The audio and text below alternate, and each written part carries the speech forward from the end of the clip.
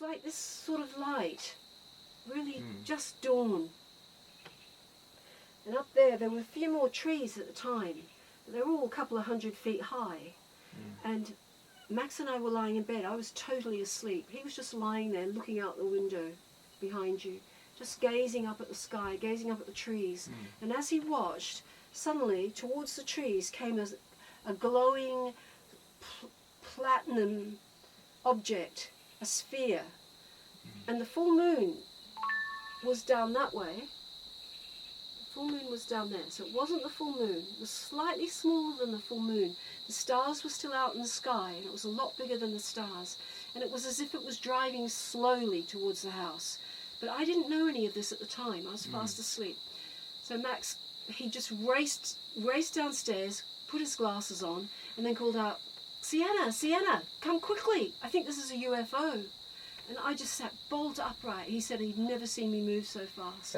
Ran out to the veranda where he was looking up at the trees.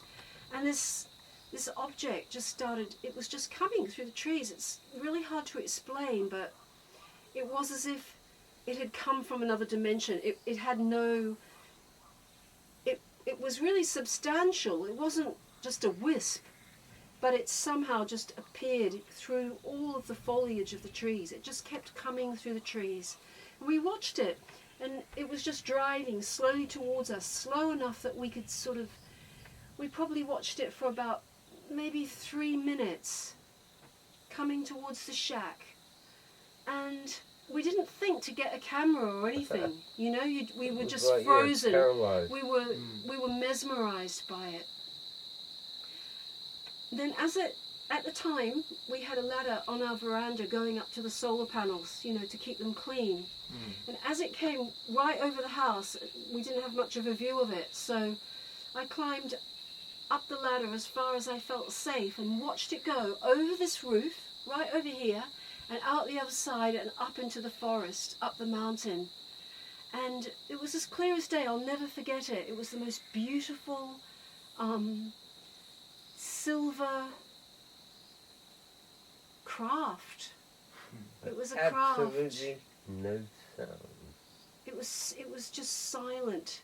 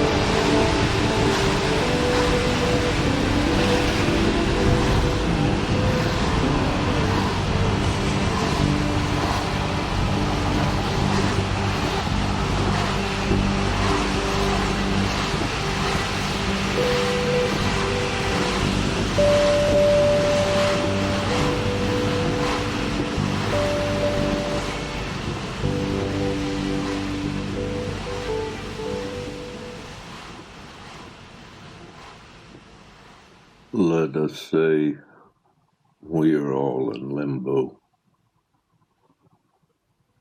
stunned, overwhelmed, to see horrors we did not believe could happen, and know they will happen again. There is nothing that can be done. Even voices of peace and calm, normalcy, understand the ruin to come will stagger us all. The problems are coming like a burst dam. We just do not yet see the wall of water. Billions will die. That is what I see coming. Tick-tock. One true, real rhythm.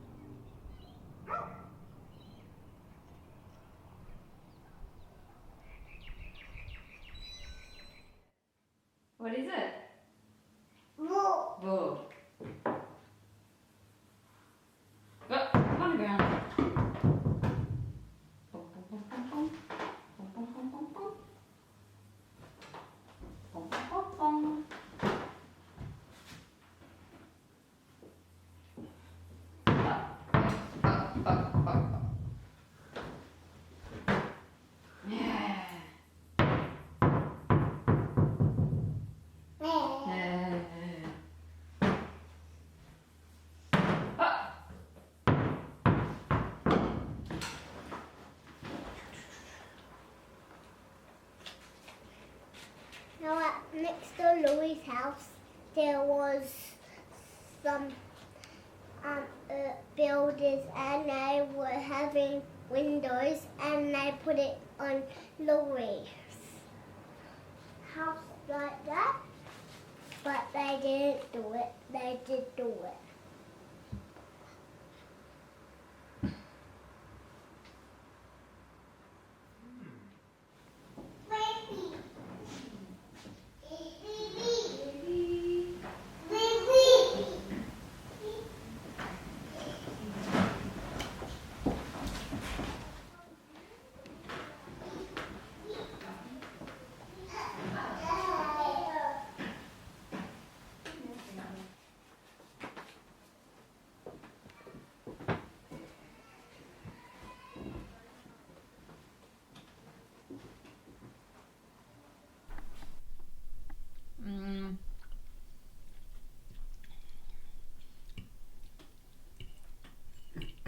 Yeah, I've downloaded another one to learn Russian. That didn't work either.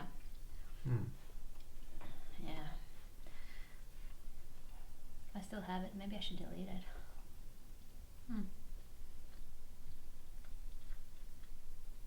So you're allergic to cats? I've told you that a couple of times. You don't remember, do you? I don't remember, no. No, because you forget Are everything. you sure you told me? Yeah, I told you. I told you a couple You've been of around. times. You've been around Bella. Yes, I have been, but you know, I do sneeze occasionally when I get home and have a bit of her fur on the jacket. Yeah, I mean, it's not as bad as the other reactions I had from other cats. It's not as bad, but I am. You know, I'm a little bit allergic. Not as you know, it's not as bad, so it's fine. It's okay. I'm gonna feed her. Don't worry.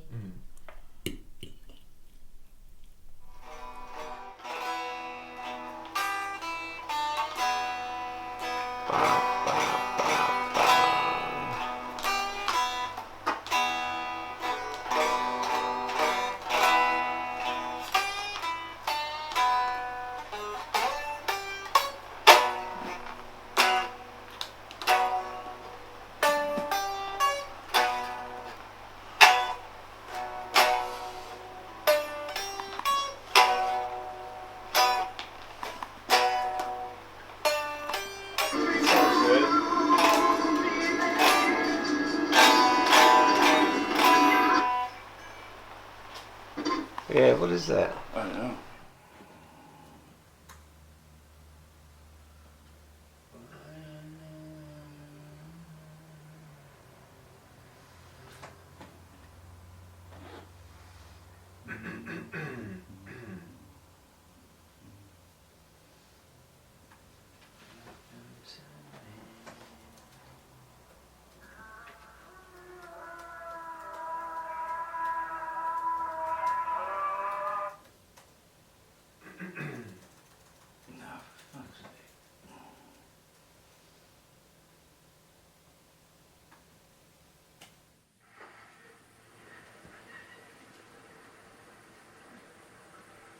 They're trying to tell us that these coal seam gas initiatives will become large industrial estates. They don't tell us any of this. They will require many, many hectares.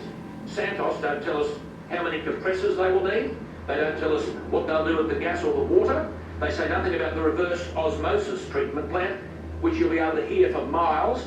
They don't tell us once the water is treated where you'll store it, because the volumes will be greater than several Sydney harbours. They don't tell us where they'll put the residue. They don't tell us where the salt will go or what it will do to the soil. They don't tell us that it's a 24/7 operation. In other words, they don't tell us what a fully blown gas field looks like.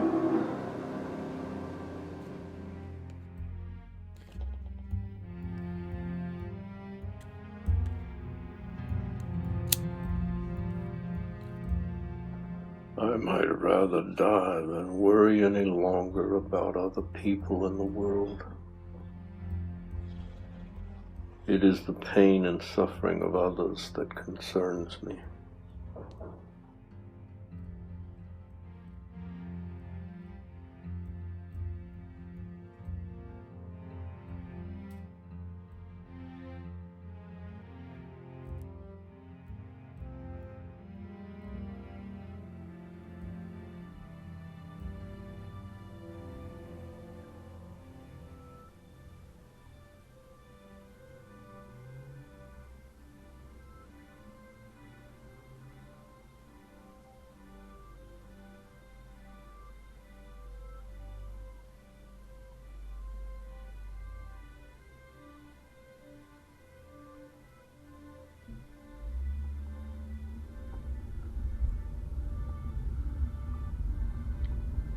It is the dispensation of law upon disorder, with all its reasons, expectations, formalities, provisions, rewards, and punishments. It is the adherence of taste, values, ideals, and conventional wisdom. It is what is condoned and believed and conformed to.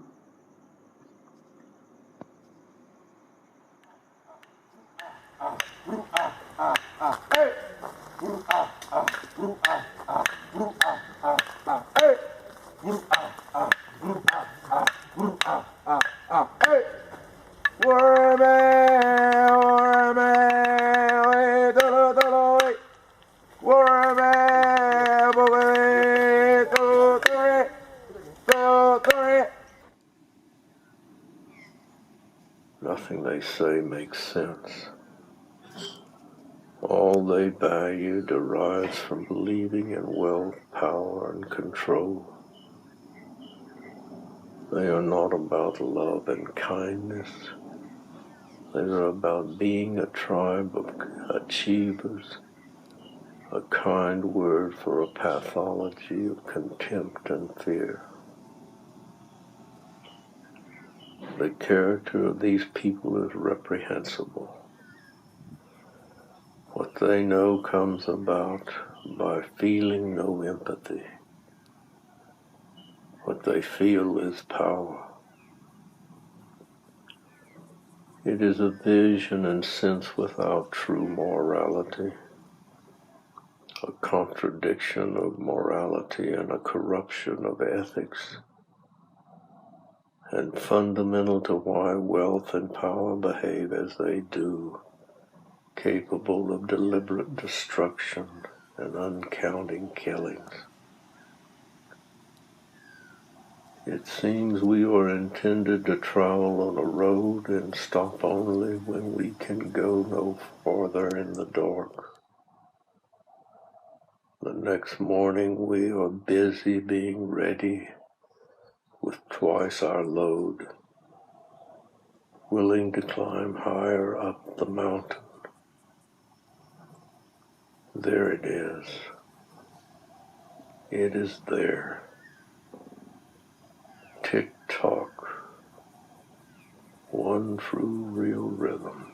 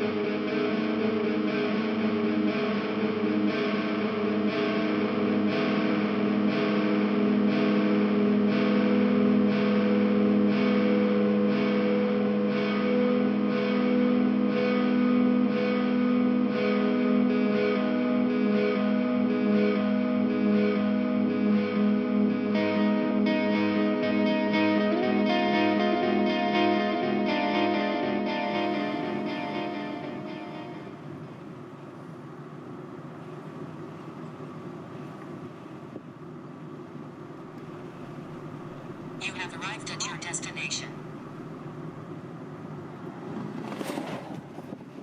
When you have had enough and stopped asking why, when you are so low down tired, so bent over broke, emotions feel like noise, like nowhere left to go, then what use is hope and fear? It just comes down to waiting. Lord, I am so gone away from what I was. It seems I'm coming home to rest.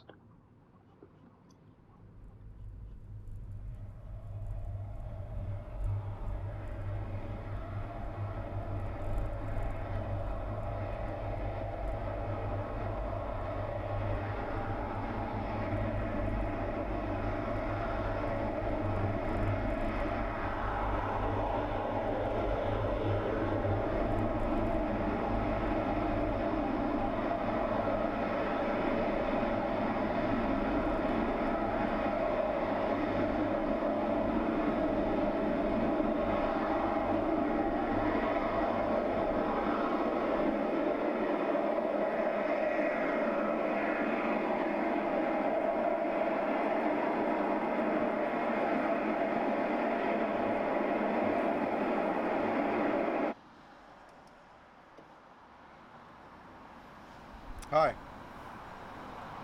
Yeah, he's still not answering. How are the kids? Yeah, they're good, they're good. Alright, I love you. Love you too. Try not to worry, I'll find him.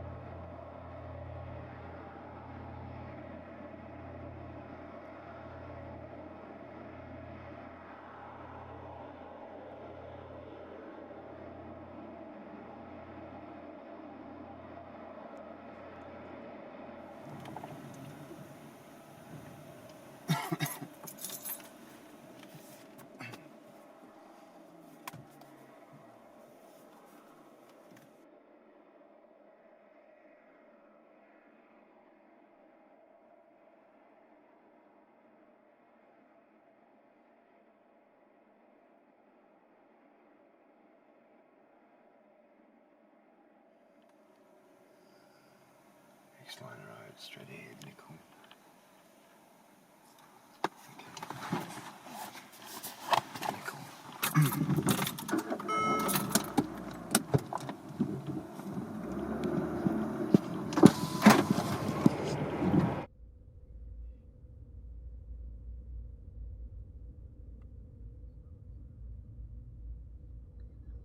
The tyranny of money, the preoccupation bent on rising above other people by acquiring wealth, believing faithfully that wealth distinguishes a person as superior, even supreme above others, establishing him in a class and caste of better people. They are unbending, unyielding, hard, and tough-minded, and take pleasure and pride in being the person they are.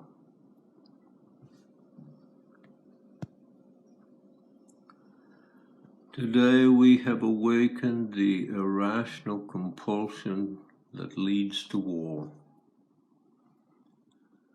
We have entered into an alternative realm where nothing matters so much as punishment. We are already there.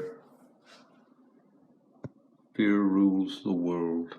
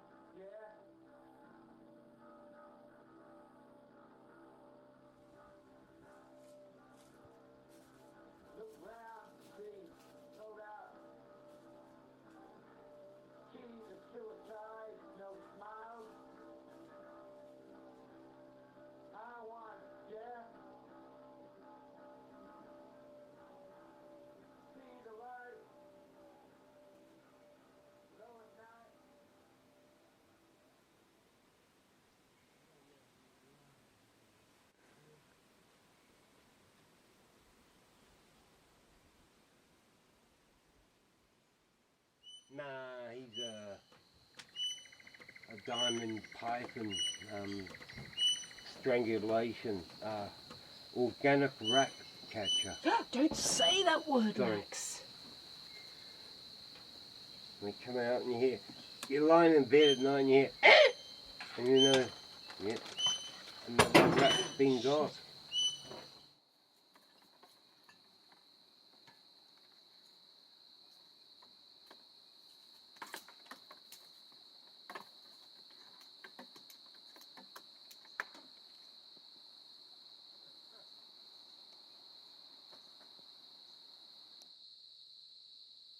I often wonder if the beings and the crafts themselves, Yeah. they work magic on us. Yeah, All different sorts of things they can do. And another example was one guy who picked me up hitching, who was a very straight guy, very straight. Come from out west, was kind of like cattle, he's doing something with cattle. He wasn't a Nimbin hippie type. And he probably would have been in his 40s, and he was Irish, and he had grown up in the country in Ireland, on a dairy farm, and he told me that every morning he used to go out and let the cows out to bring them to milking, to lead them through the field to be milked, and it was always just at dawn, and it was misty. And he said, as he did that this morning, he was only a boy. I think he said he may have been in his teens. He said that hovering just out of the blue over the fields was a saucer-shaped craft. And again, same sort of story. He watched it for quite a few minutes, and then it just gradually drove away. And I said to him, what did you do? Did you tell your mum and dad what you'd seen? And he said, I don't think I did. I don't think I did.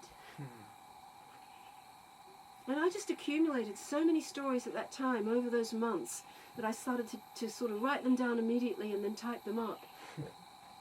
And email them to people.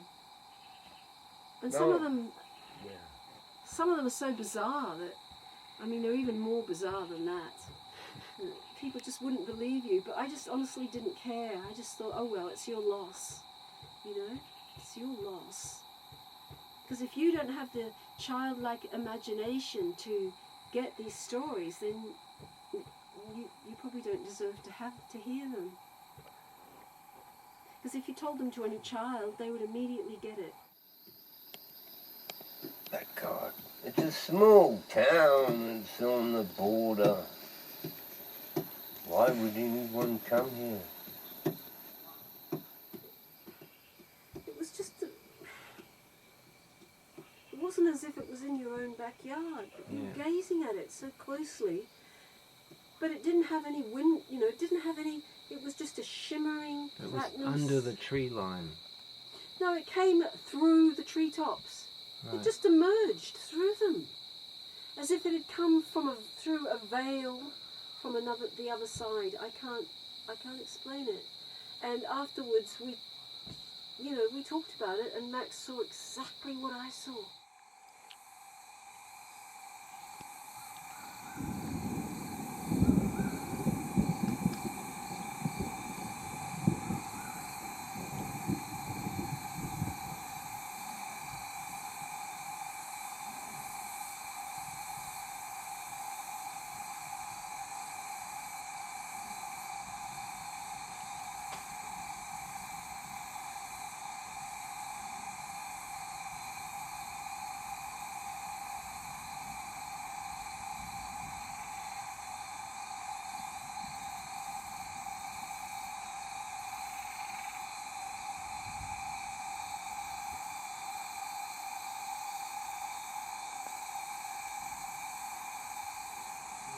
Email? Could you open it from your email? Yeah. I could send it to you there. Yeah. Comes right back to the Chicago strike because none of the established systems, formal systems of power, including the two political parties, are going to help us. And that was the importance of the Occupy movement. It essentially stated that fact. We're on our own now. days of destruction, days of revolt, you started before Occupy. Yes, because it was an understanding that unfettered, unregulated, unchecked, unimpeded corporate capitalism knows only one word, and that's more. They commodify everything. Human beings are commodities. The natural world is a commodity that they exploit until exhaustion or collapse, and we see that with the melting of the summer Arctic ice, 40% gone. What is the response of our corporate overlords? It's to raid those waters for the last fish stocks, mineral, oil, natural gas. It makes Herman Melville's Moby Dick the most prescient book in American literature. It's utterly suicidal. These are all Ahabs. There's a quote, I think Ahab says, you know, my means and my methods are sane, my object is mad. It's utter insanity. And if we do not wrest power back from these corporate forces, if we do not reverse this corporate coup d'etat, they will quite literally kill off the ecosystem on which the human species depends for life and force all of us in this downward race to the bottom. Oh, that's good.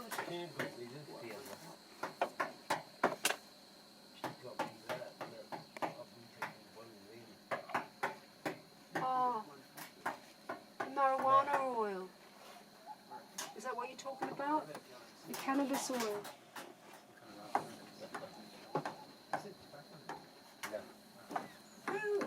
If one of you's having a bath, which one would want to go first? And would they want it cold, warm, or hot?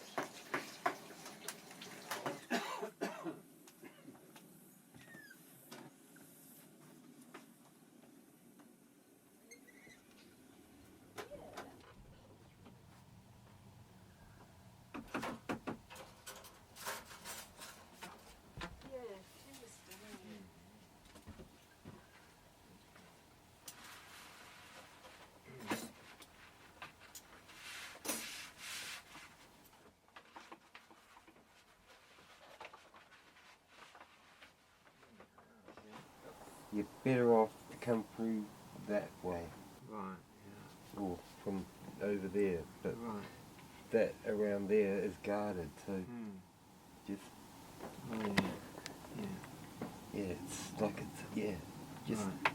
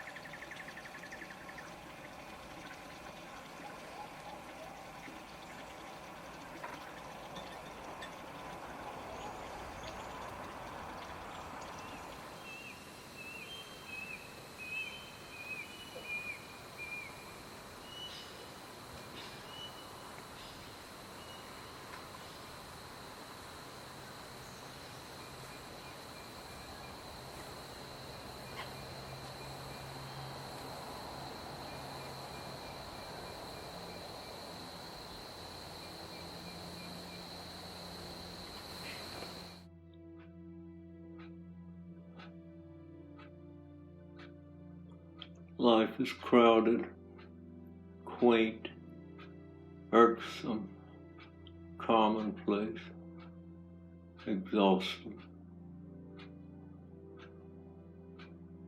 We become normative by learning to follow all the rules.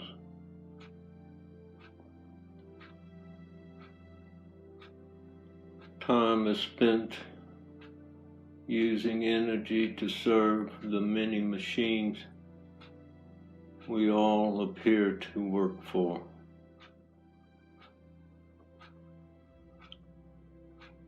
Our small lives are numbered.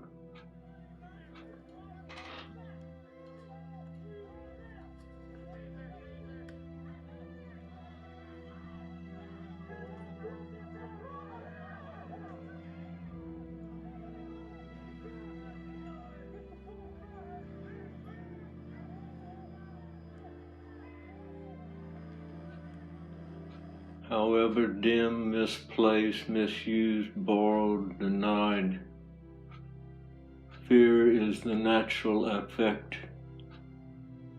facing the infant separation from oneness out of the womb. Then comes living in caves, earnestly imagining, believing, expecting, needing myriad means to prevent the crippling anticipations of all that is known, unknown, possible, probable at our unguarded backs.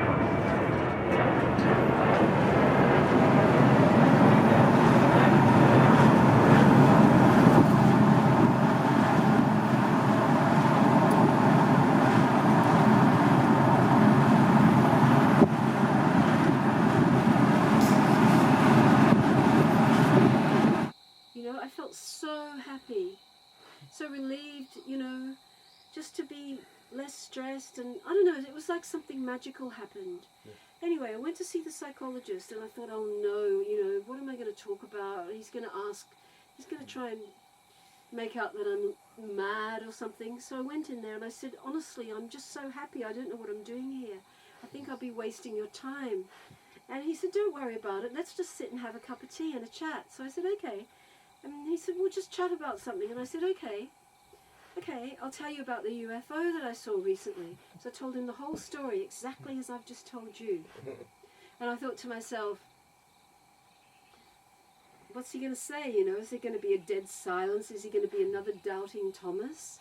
And as soon as I'd finished the story, without pausing for breath, he said, now let me tell you my UFO story.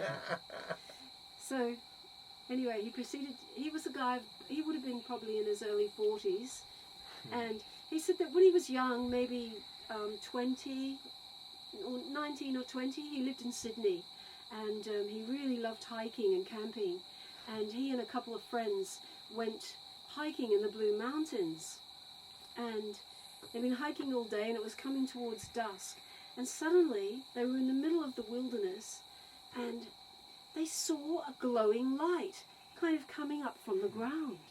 This is all true, I couldn't make this up.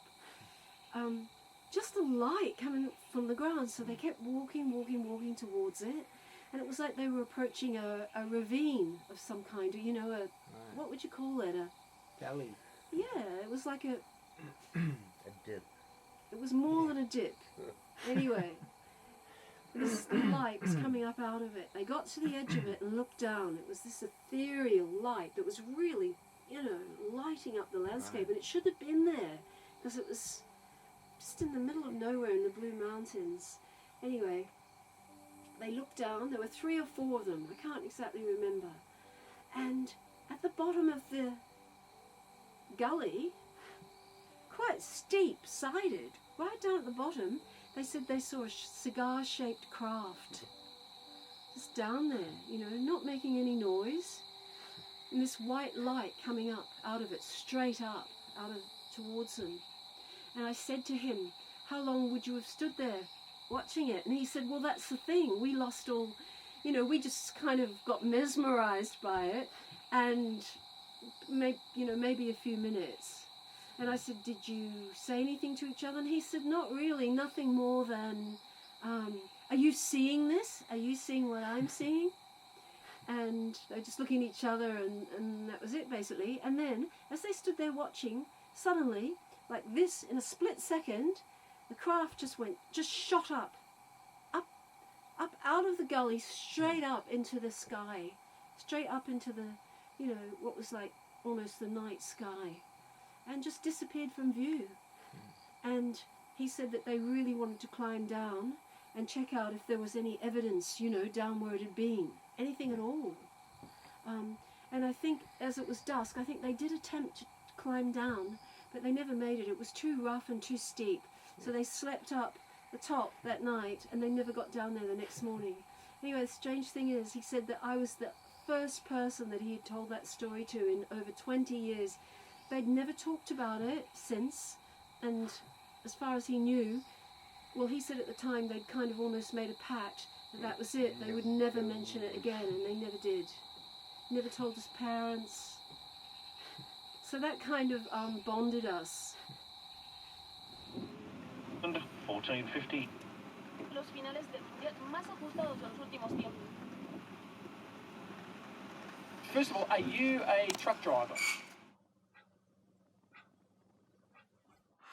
We are vulnerable to our nature,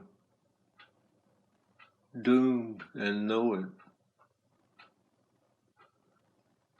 We are the swarm approaching in the dark sky. How can we explain our madness? Will we blame ignorance and fear? Where is wisdom? Where is right reason? Knowing right from wrong is all we have. Even with no reprieve, whole pictures and music matter, remembered before they are gone. There in the passing on.